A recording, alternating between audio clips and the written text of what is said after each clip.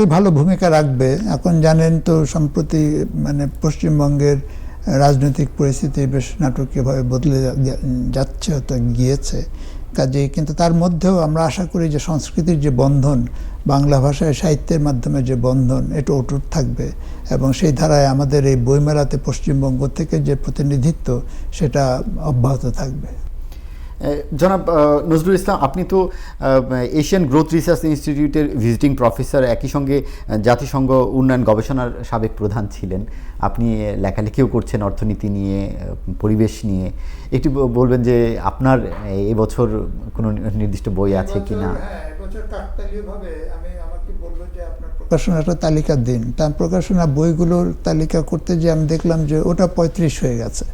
কাজে সেই জন্য তার একটা ফ্লায়ার করেছে যে আহ্বায়ক 35তম বইমেলার আহ্বায়কের 35টি বই।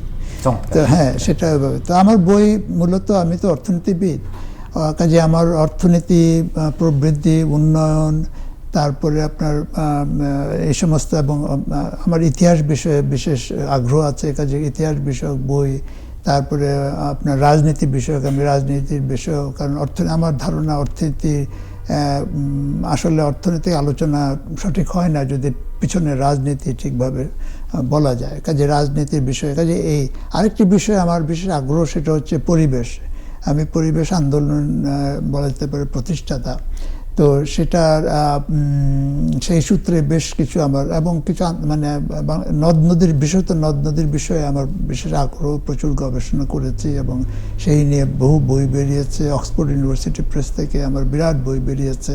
কাজেই বিভিন্ন বিভিন্ন অঙ্গনে আমার বইপত্র, লেখালেখি এগুলি চলছে আর কি। স্যার, একটু